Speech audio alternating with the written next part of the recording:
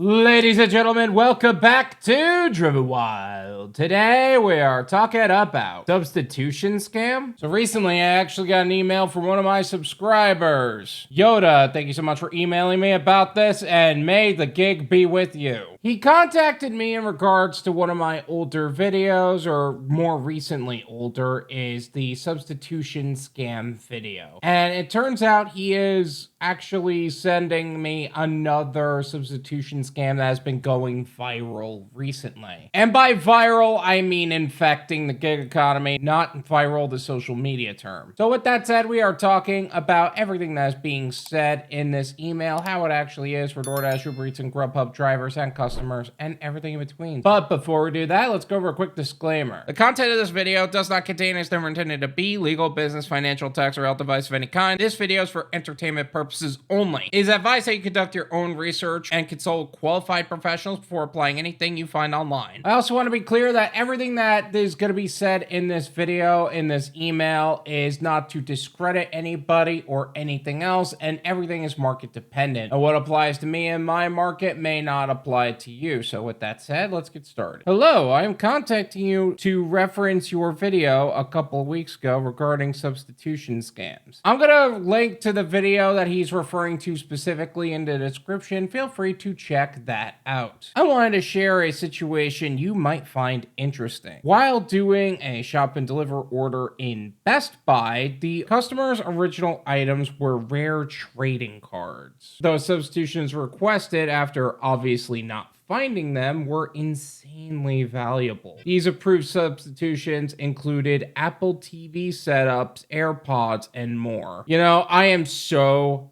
happy that this is the substitution scam. Not that it's happening. No, I'm not happy about that. I'm more happy about the concept that I am such a freaking nerd, so I think I can talk about this in such a way to where it actually makes sense. So imagine going into Best Buy to get a pack of Pokemon cards that has not been on the market for a long period of time, and you basically have to get it from the manufacturer just to get a pack. In this particular case, those rare trading cards are not going to be available in the store, so what are you going to have to do? Replace the item with an approved substitution. In this case, Apple TV setups, AirPods, and more. They're probably using a Visa gift card to pay for it, and that Visa gift card clearly does not have the means to buy those Apple TVs. This is why on Instacart, I think on Instacart they do it the best. You can go in and they did the shopping for you. You just go to the pickup counter.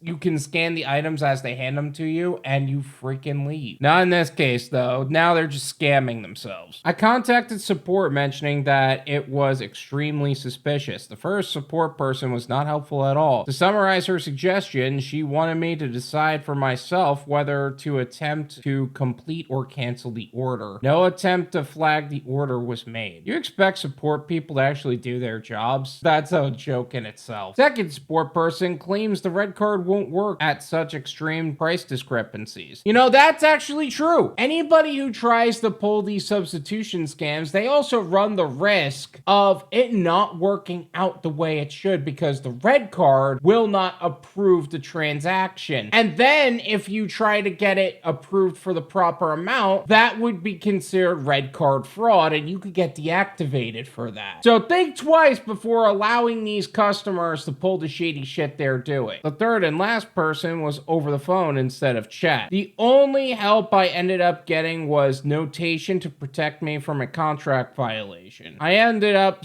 claiming the substitutes were also unavailable, unfortunately, since I tried to maintain my shopping stats. Hope you found that interesting and helpful. As you gain information on the subject, take care. Okay, well, first off, if your first two support agents were in the chat on your phone, they're obviously not going to be helpful at all. They're just reading a script, and quite honestly, in a lot of cases, it's probably just AI. You need to talk to a human being on the phone. I know it's annoying to call support and go through all the prompts and everything. Talk to a person. They're probably just going to read the script on their screen, and that is going to be the frustrating part in itself. There's going to be a notation on your account to protect you. That doesn't change the fact that it's going to hit your stats. That's not surprising. Either Either way, I would not have even moved forward with that order. I would have claimed that the customer was also violating the contract and trying to protect yourself that way. But seriously, this is a growing problem. Do you know how many drivers would just keep going with the order anyway? Like, that's ridiculous. This is also why I don't do shop and deliver orders. There were so many opportunities for you to get wrongfully deactivated. It's not even funny. And the worst part about this whole thing is that you can make the complaint on your side, and what's going to happen to them is that they could potentially be deactivated, but that's not going to change the fact that you could just make another customer account. For as a driver, you don't have that power. You don't have that luxury. In fact, they boast about keeping people off the platform nowadays. What is this, like a Ivy League college or something? You're not that special. Either way, it is vital that you do what you can to protect yourself. How do you protect yourself? Number one, you never accept orders that are shady like that. And if you do accept orders that are shady like that, report or unassign. And if it still hits your account on a ratings level, there's only so much you could do. Another way to protect yourself is through diversifying your gig portfolio and developing an exit strategy accordingly. The gig economy is an income bridge to what would be a long-term goal, not the goal. So you got to make sure that you are not depending on your activity to maintain a source of income. And having many more apps available if you still need to be active. So UberEats, Grubhub, and many other different apps in various different verticals. And one of the best ways to accomplish that goal is through the Driven Wyld Discord server. The Driven Wyld Discord community is exclusive for gig workers looking to expand their knowledge and expertise in their self-employment and entrepreneurial journeys. I partnered with high-level professionals to bring you some of the most exclusive benefits based on your personal needs as a gig worker. Exclusive professional opportunities and gig postings. More live streams with high-level professionals in our industry. Educational systems designed to help you build your own dispatch company as well as other scalable opportunities. Driven Wyld has also kicked off its Build Your Own Delivery Service platform for beginners course, hence the dispatching company, and we are excited to help you scale your business and expand the opportunities available to you as well as others in your area. So whether you're a gig worker looking for more opportunities to earn or an exit strategy, because the gig economy is an income bridge, what would be a long-term goal, not the goal, and you would like to see something with more growth potential and scalability, there is something here for you. Check the link in the description and get started with making the most amount of money in the least amount of time and in the safest possible way. And if you would also like to email me about something happening in the gig economy, my email is drivenwyld@gmail.com. Feel free to email me there, and who knows, maybe you'll get a shout out in a video as